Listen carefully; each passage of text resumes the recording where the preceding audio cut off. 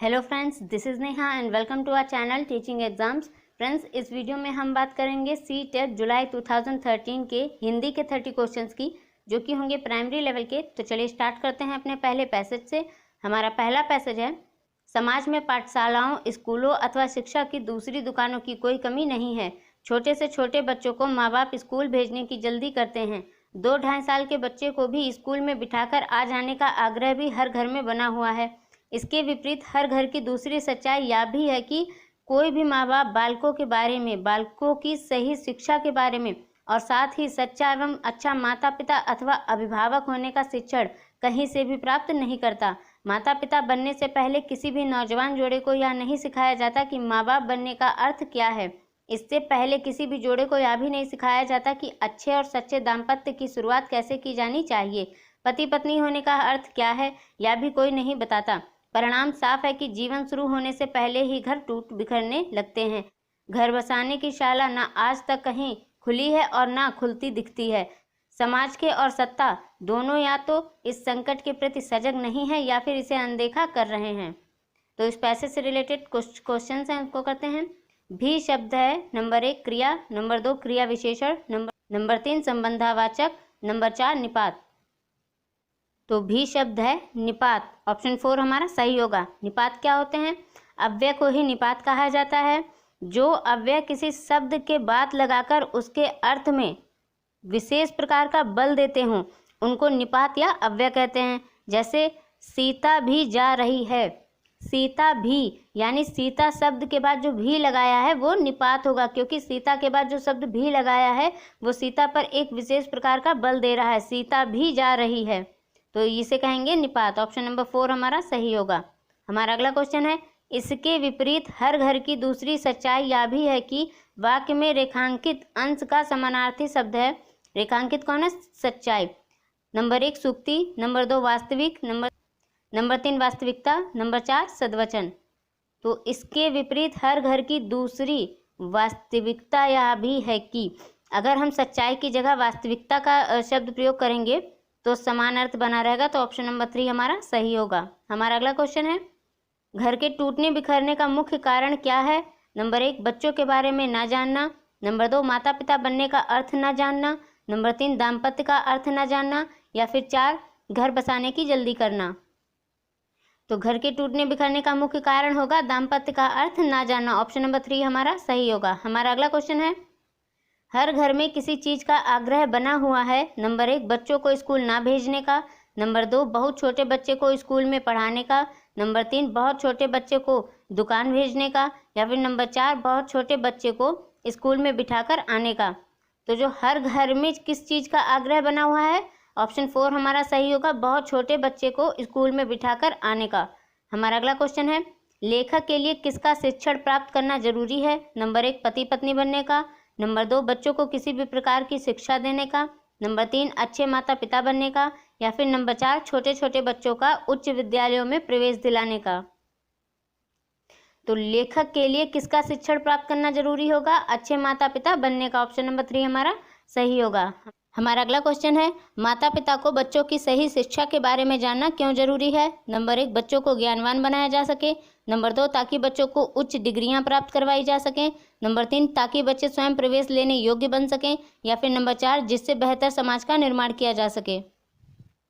तो माता पिता को बच्चों की सही शिक्षा के बारे में जानना क्यों जरूरी होता है? जिससे बेहतर समाज का निर्माण किया जा सके। ऑप्शन नंबर 4 हमारा सही होगा। हमारा अगला क्वेश्चन है, समाज और सत्ता किसके प्रति सजग नहीं है? नंबर 1 अभिभावकों के द्वारा शिक्षा प्राप्त न करने के प्रति, नंबर 2 ज्ञानवान समाज न बन पाने के घोर संकट के प्रति, नंबर 3 घर बसाने की शिक्षा देने वाली शाला खोलने के प्रति, या फिर नंबर 4 माता पिता द्वारा बच्चों का पालन पोषण न करने के प्रति। तो समाज और सत्ता किसके प्रति सजग नहीं है? तो घर बसाने की शिक्षा देने वाली शाला खोलने की प्रति।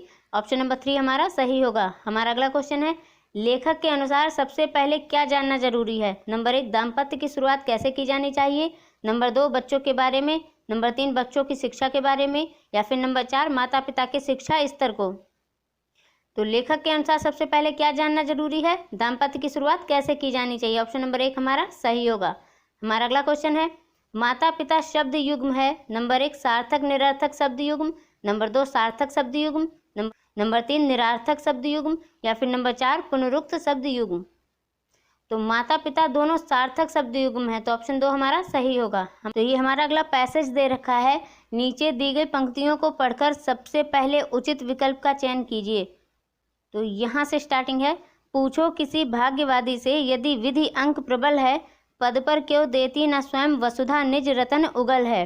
तो इससे रिलेटेड क्वेश्चन है, प्र उपसर्ग से बनने वाले शब्द समूह हैं। नंबर 1 प्रत्युत्तर प्रदेश प्रपत्र, नंबर 2 प्रत्येक प्रभाव प्रदेश, नंबर 3 प्रसाद प्रत्येक प्रपत्र, नंबर 4 प्रभाव प्रदेश प्रपत्र। तो प्र उपसर्ग से बनने वाले शब्द समूह होंगे प्रभाव प्रदेश प्रपत्र। ऑप्शन नंबर 4 हमारा सही होगा। अगर प्र उपसर्ग हटा दें तो भी ये सार्थक शब्द रहेंगे, भाव देश पत्र, और उपसर्ग लगाने पर ये भी सार्थक, ये तब भी सार्थक शब्द रहेंगे, प्रभाव प्रदेश प्रपत्र।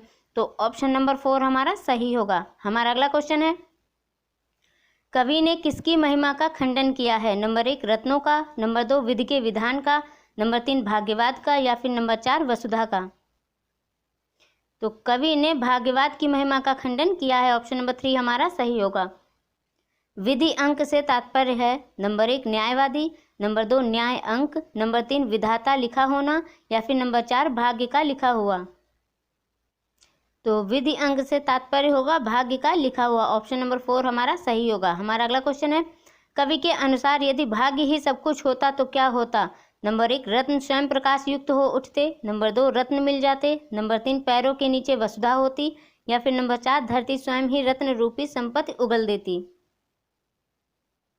तो कवि के अनुसार यदि भाग्य ही सब कुछ होता तो धरती स्वयं ही रत्न रूपी संपत्ति उगल देती, ऑप्शन नंबर 4 हमारा सही होगा। हमारा अगला क्वेश्चन है, तुकबंदी के कारण कौन सा शब्द बदले हुए रूप में प्रयुक्त हुआ है। नंबर 1 उगल, नंबर 2 रतन, नंबर 3 प्रबल, या फिर नंबर 4 स्वयं। तो तुकबंदी के कारण उगल शब्द बदले हुए रूप में प्रयुक्त हुआ है, ऑप्शन नंबर 1 हमारा सही होगा। तुकबंदी क्या होता है, साधारण कविता जिसमें भाव या भाषा का कोई भी सौंदर्य ना हो उसे तुकबंदी कहते हैं। तो ऑप्शन नंबर 1 हमारा यहाँ सही होगा, उगल। हमारा अगला क्वेश्चन है, इनमें से कौन सा वसुधा का समानार्थी है। नंबर 1 जलधि, नंबर 2 वसुंधरा, नंबर 3 प्रबल, या फिर नंबर 4 स्वयं।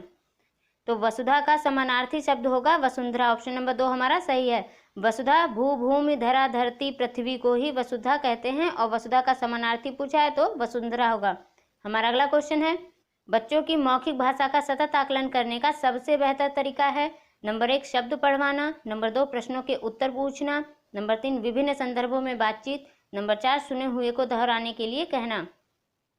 तो बच्चों की मौखिक भाषा का सतत आकलन करने का सबसे बेहतर तरीका होगा विभिन्न संदर्भों में बातचीत। जब विभिन्न संदर्भों में बातचीत की जाएगी तो बच्चों की मौखिक भाषा का सतत आकलन हो जाएगा, ऑप्शन नंबर 3 हमारा सही होगा। हमारा अगला क्वेश्चन है, भाषा में सतत और व्यापक आकलन का उद्देश्य है। नंबर 1 वर्तनी की अशुद्धि के बिना लिखने की क्षमता का आकलन, नंबर 2 भाषा के व्याकरण का आकलन, नंबर 3 भाषा के मौखिक और लिखित रूपों के प्रयोग की क्षमता का आकलन, या फिर नंबर 4 पढ़कर समझने की क्षमता का आकलन। तो भाषा में सतत और व्यापक आकलन का उद्देश्य होगा भाषा के मौखिक और लिखित रूपों के प्रयोग की क्षमता का आकलन, ऑप्शन नंबर 3 हमारा सही होगा। हमारा अगला क्वेश्चन है, भाषा कक्षा में विभिन्न दृश्य श्रव्य साधनों के उपयोग का उद्देश्य नहीं है। नंबर 1 आधुनिक तकनीक को कक्षा में लाना, नंबर 2 सभी प्रकार के बच्चों की आवश्यकताओं का ध्यान रखना, नंबर 3 सीखने सिखाने की प्रक्रिया को रुचिकर बनाना, या फिर नंबर 4 विद्यालय प्रमुख के निर्देशों का पालन करना। तो पूछा गया है भाषा कक्षा के विभिन्न दृश्य श्रव्य साधनों के उपयोग का उद्देश्य नहीं है, तो ऑप्शन नंबर 4 हमारा सही होगा। विद्यालय प्रमुख के निर्देशों का पालन करना भाषा कक्षा में विभिन्न दृश्य श्रव्य साधनों के उपयोग का उद्देश्य नहीं होता है। हमारा अगला क्वेश्चन है, पाठ्य पुस्तक की भाषा। नंबर 1 बच्चों की घर व समुदाय की भाषा मिलती जुलती होनी चाहिए, नंबर 2 तत्सम प्रधान होनी चाहिए, नंबर 3 तद्भव प्रधान होनी चाहिए, या फिर नंबर 4 अधिकाधिक कठिन शब्दों से युक्त होनी चाहिए।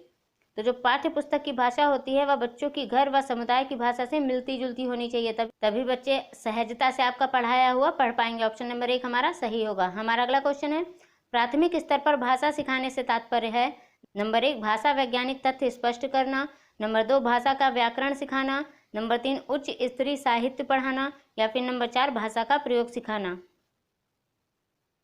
तो प्राथमिक स्तर पर भाषा सिखाने से तात्पर्य होगा भाषा का प्रयोग सिखाना। ऑप्शन नंबर 4 हमारा सही होगा। हमारा अगला क्वेश्चन है, घर की भाषा और विद्यालय में पढ़ाई जाने वाली भाषा नंबर 1 सदैव तकराहट से गुजरती है, नंबर 2 सदैव समान होती है, नंबर 3 समान हो सकती है, या फिर नंबर 4 सदैव अलग होती है। तो घर की भाषा और विद्यालय में पढ़ाई जाने वाली भाषा समान हो सकती है। ऑप्शन नंबर 3 हमारा सही होगा। सदैव समान नहीं हो सकती है, समान हो सकती है, तो ऑप्शन 3 हमारा सही होगा। हमारा अगला क्वेश्चन है, प्राथमिक स्तर पर हिंदी भाषा शिक्षण के लिए सबसे अधिक महत्वपूर्ण है नंबर 1 भाषा प्रयोग के अवसर, नंबर 2 पाठ्य पुस्तक, नंबर 3 उच्च स्तरीय तकनीकी यंत्र, या फिर नंबर 4 व्याकरण के नियमों का स्मरण। तो बात प्राथमिक स्तर की हो रही है। प्राथमिक स्तर पर हिंदी भाषा शिक्षण के लिए सबसे अधिक जो महत्वपूर्ण होगा वो भाषा प्रयोग के अवसर। भाषा प्रयोग के अवसर, और अवसर बहुत ही पॉजिटिव वर्ड है, तो ऑप्शन नंबर 1 हमारा सही होगा। हमारा अगला क्वेश्चन है, हिंदी प्रयोग के विविध रूपों को जानने के लिए सर्वाधिक उपयोगी साधन हो सकता है नंबर 1 बाल साहित्य का विविध उपयोग, नंबर 2 शिक्षण की विधियों का संपूर्ण ज्ञान, नंबर 3 सुंदर ढंग से छपी पुस्तकें, या फिर नंबर 4 उच्च स्तरीय लेखन सामग्री। तो हिंदी प्रयोग के विविध रूपों को जानने के लिए सर्वाधिक उपयोगी साधन हो सकता है बाल साहित्य का विविध उपयोग। ऑप्शन नंबर 1 हमारा सही होगा। हमारा अगला क्वेश्चन है, कक्षा 1 और 2 के बच्चों के लिए आप किस तरह की कहानी का चयन करेंगे? नंबर 1 जो बहुत छोटी हो, नंबर 2 जिसमें बहुत सारे पात्र हों, नंबर 3 जिसमें 2 ही पात्र हों, या फिर नंबर 4 जिसके शब्दों, वाक्यों और घटनाओं के वर्णन की शैली चित्रात्मक हो। तो कक्षा 1 और 2 के बच्चों के लिए ऐसी कहानी का हम चयन करेंगे जिसके शब्दों, वाक्यों और घटनाओं के वर्णन की शैली चित्रात्मक हो। बच्चों चित्रों के माध्यम से काफी रुचिपूर्ण तरीके से सीखते हैं, समझते हैं, और उनका अधिगम भी स्थायी होता है। तो ऑप्शन 4 हमारा सही होगा। हमारा अगला क्वेश्चन है, प्राथमिक स्तर पर भाषा शिक्षण की प्राथमिकता होनी चाहिए नंबर 1 केवल बोलकर पढ़ने की क्षमता विकसित करना, नंबर 2 कविता और कहानी के द्वारा केवल श्रवण कौशल का विकास करना चाहिए, नंबर 3 बच्चों की रचनात्मक और मौलिकता को पोषित करना चाहिए, या फिर नंबर 4 बच्चों की चित्रांकन क्षमता का विकास करना। तो प्राथमिक स्तर पर भाषा शिक्षण की प्राथमिकता होनी चाहिए वे बच्चों की रचनात्मक और मौलिकता को पोषित करना। ऑप्शन नंबर 3 हमारा सही होगा। केवल बोलकर गलत है, और केवल श्रवण कौशल ये भी गलत है, केवल नहीं होता। ठीक है। हमारा अगला क्वेश्चन है, पढ़ने का प्रारंभ नंबर 1 वर्णमाला से होना चाहिए, नंबर 2 कहानियों से होना चाहिए, नंबर 3 कविताओं से होना चाहिए, या फिर नंबर 4 अर्थपूर्ण सामग्री से होना चाहिए। तो पढ़ने का प्रारंभ अर्थपूर्ण सामग्री से होना चाहिए। ऑप्शन नंबर 4 हमारा सही होगा। हमारा अगला क्वेश्चन है, भाषा के बारे में कौन सा कथन उचित है? नंबर 1 भाषा अनिवार्यतः लिखित होती है, नंबर 2 भाषा एक नियमबद्ध व्यवस्था है, नंबर 3 भाषा व्याकरण का अनुसरण करती है, या फिर नंबर 4 भाषा और बोली में कभी भी कोई भी संबंध नहीं होता है। तो भाषा के बारे में कौन सा कथन उचित है? तो ऑप्शन नंबर 2 हमारा सही होगा, भाषा एक नियमबद्ध व्यवस्था है। हमारा अगला क्वेश्चन है, प्राथमिक कक्षाओं में रोल प्ले यानी भूमिका निर्वाह का उद्देश्य होना चाहिए। नंबर 1 बच्चों को अभिनय सिखाना, नंबर 2 एक पद्धति के रूप में इसका उपयोग करवाना, नंबर 3 विभिन्न संदर्भों में भाषा प्रयोग के अवसर प्रदान करना, या फिर नंबर 4 बच्चों को अनुशासित रखना। तो प्राथमिक कक्षाओं में रोल प्ले यानी भूमिका निर्वाह का उद्देश्य होना चाहिए कि विभिन्न संदर्भों में भाषा का प्रयोग के अवसर प्रदान कर सकें। ऑप्शन नंबर 3 हमारा सही होगा। हमारा अगला क्वेश्चन है, भाषा हमारे परिवेश में बिखरी मिलती है, या कथन किस पर लागू नहीं होता? नंबर 1 भाषा प्रयोगशाला, नंबर 2 अखबार, नंबर 3 विज्ञान, या फिर नंबर 4 साइन बोर्ड। तो भाषा हमारे परिवेश में बिखरी मिलती है, यह कथन भाषा प्रयोगशाला पर लागू नहीं होता। ऑप्शन नंबर 1 हमारा सही होगा। हमारा आज का लास्ट क्वेश्चन है, कक्षा में कुछ बच्चे लिखते समय वर्तनी संबंधी त्रुटियां करते हैं, एक भाषा शिक्षक के रूप में आप क्या करेंगे? नंबर 1 शब्दों का सही रूप लिखते हुए बच्चों को दोनों तरह के शब्दों का अवलोकन करके अंतर पहचानने का अवसर देंगे। नंबर 2 उन्हें सख्त निर्देश देंगे कि वे आगे से ऐसी गलती ना करें। नंबर 3 उनकी त्रुटियों पर बिल्कुल ध्यान नहीं देंगे, या फिर नंबर 4 उनसे शब्दों को 20 बार लिखने के लिए कहेंगे। तो कक्षा में कुछ बच्चे लिखते समय वर्तनी संबंधी त्रुटियां करते हैं, एक भाषा शिक्षक के रूप में आप क्या करेंगे? शब्दों का सही रूप लिखते हुए बच्चों को दोनों तरह के शब्दों का अवलोकन करके अंतर पहचानने का अवसर देंगे। ऑप्शन नंबर 1 हमारा सही होगा। तो ये थे 30 क्वेश्चंस हिंदी के। होपफुली फ्रेंड्स आपको ये सारे क्वेश्चन समझ में आए होंगे, और अगर आपको यह वीडियो अच्छा लगे तो मेक श्योर मेरे चैनल को सब्सक्राइब करें, वीडियो को लाइक करें और बेल बटन को प्रेस करना ना भूलें, ताकि मेरी नई वीडियोज़ की नोटिफिकेशन आप तक पहुँच सके। Till then bye, take care and thank you for watching.